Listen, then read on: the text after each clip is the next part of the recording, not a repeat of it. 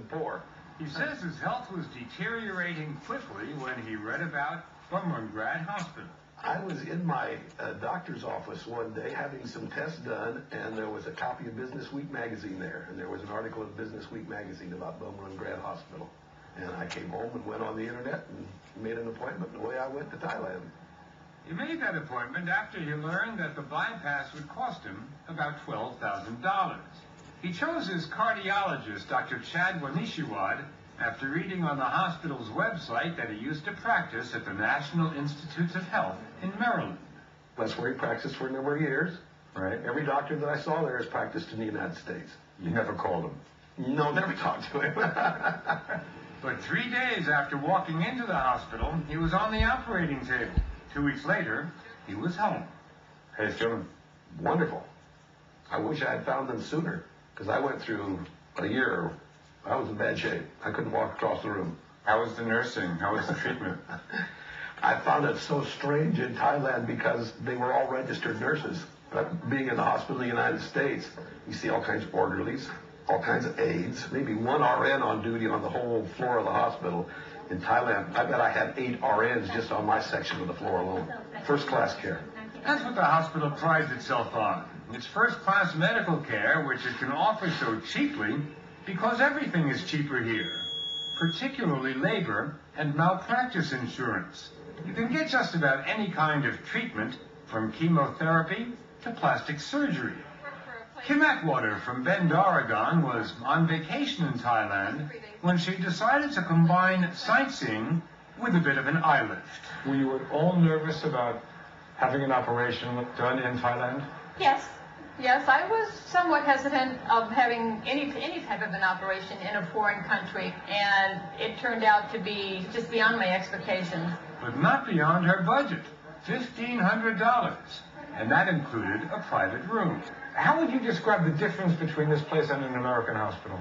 It's much nicer than any that I've ever stayed in the United States. The rooms look more like hotel rooms than hospital rooms, and that's no accident. The idea was to make the whole hospital look like a hotel, and a 5-star hotel at that. Take a look at the lobby. Boutiques and restaurants to suit every taste and nationality. Part of the concept was to create an environment when people came in, they didn't feel like they were in a hospital. What's wrong with, I mean, this is a hospital. What's wrong with looking like a hospital? Because nobody really wants to go to a hospital. Would you go back? Oh, I'm going back this fall, yeah. Why? I'm going back to see my doctor and have a checkup again. You'll have to take a 22-hour flight, but there's even an upside to that. Is it true that I can pay for a checkup with frequent flyer miles? Well, we do have a very unique relationship with Thai Airways. So you can buy a ticket, you can use frequent flyer mileage to get your checkup. Whatever it takes to get your business. And this is not the only hospital trying to outsource healthcare, is it? Oh my goodness, no. We certainly have not gone unnoticed. There are hospitals throughout Asia, throughout India. India wants to become the world leader in medical tourism and might just make it. Alongside the familiar images of the country, teeming, dusty streets, poverty, you can add a gleaming new private hospital. This hospital opened only 7 weeks before we got there. It was already expanding. The hospital boom in India was fueled by India's growing middle class who demanded access to quality health care. Now the country known for exporting doctors is trying hard to import patients. The most important player is the Apollo Group, the largest hospital group in India, 3rd largest in the world. Anjali Kapoor Bissell is a director of Apollo's International Patient Office. Why is it important to get foreign patients here? It makes sense to establish India as sort of like the world destination for healthcare. That's the ambition, that India should become the world destination for healthcare, that's right. But why should foreigners come here? Well, it's even cheaper than Thailand for most procedures, with prices about 10% what they would be in the U.S. Anne Bell works at the British High Commission in New Delhi. She just had a baby and says she's glad she was here and not in England. There's been no pressure to go home after the delivery. We've been welcome to stay as long as we want. They're looking after the baby, they're looking after me, giving me enough time to get settled and confident enough to go back home. Often in the UK, you might be out of the hospital within 5 hours. if you've had a normal delivery. And in the UK, she wouldn't have had a private room with a private bath. Not to mention massages. Yoga, too. And the doctors? Indian doctors are known worldwide. They speak English, and they're often the very same doctors you may have had in Europe or America, where many of them practiced before returning to India. Do you find that many Indian doctors are coming back now because of hospitals such as this one? Yes, a large number are coming back because they have something to come back to. Dr. Praveen Kilnani, a pediatric intensive care specialist, worked at several American hospitals, including Mass General. Dr. Vikas Kohli is a pediatric cardiologist who worked at hospitals in New York and Miami. Both need sophisticated equipment to care for their patients, something India didn't have before the birth of private hospitals like Apollo. They both wanted to come back to India, despite the fact that medical care costs much less here, partly because doctors make much less. How much less do you make here than you made in the States? Maybe the 10th or 20th of what we were making in the U.S. They wanted to come back, they say, because they felt their expertise was needed here in India much more than in America. There are probably 1,500 to 2,000 pediatric cardiologists in U.S. I would be one of them. In India, there were just 4 of us. I was very passionate about working for Indian kids. And since there are so many Indians who require the kind of care only you can offer, why is there such a strong drive to attract foreign patients? Who doesn't mind extra money flowing in? Stephanie Settlemeyer didn't want to spend the tens of thousands it would have cost her for the hip surgery she needed, and she didn't have insurance.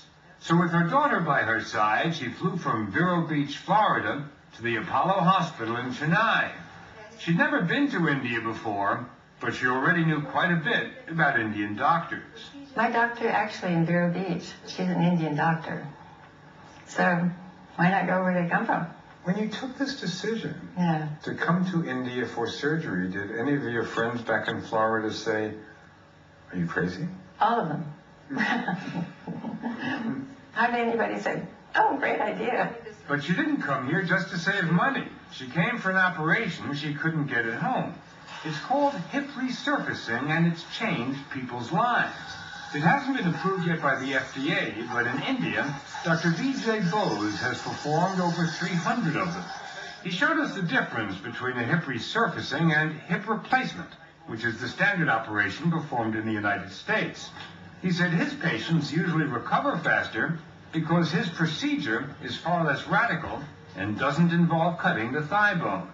Now that's a model of a pelvis, yeah, and that's the femur or thigh bone as we call it, and that's the hip joint. And the hip replacement, unfortunately, this bone has to be chopped off. Instead, Bose fits a metal cap over the end, which fits into a metal socket in the hip.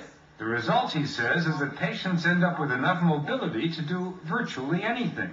So my patients, play football, basketball, whatever you want, not a problem. Right, Crash? Then the left leg. Until the FDA approves it, the only way to have this operation in the U.S. is by getting into a clinical trial.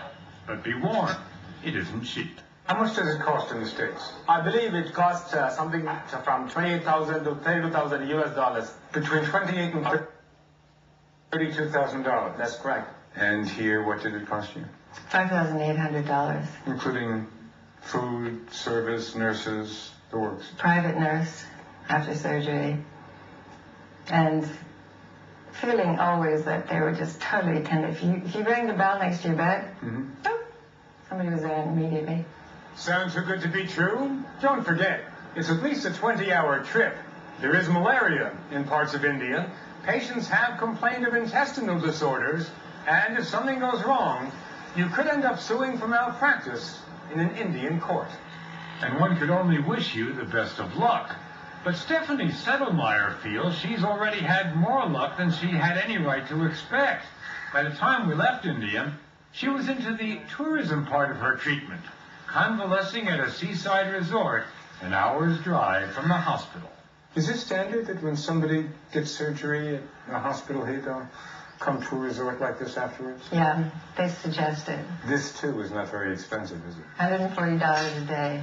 For you and your daughter? For myself and my daughter, including an enormous, fabulous breakfast that they serve until 10:30. I think a lot of people seeing you sitting here in what's usually called post-op and hearing your tales of what the op was like, I'm going to start thinking about India. Yeah, and combining surgery and paradise.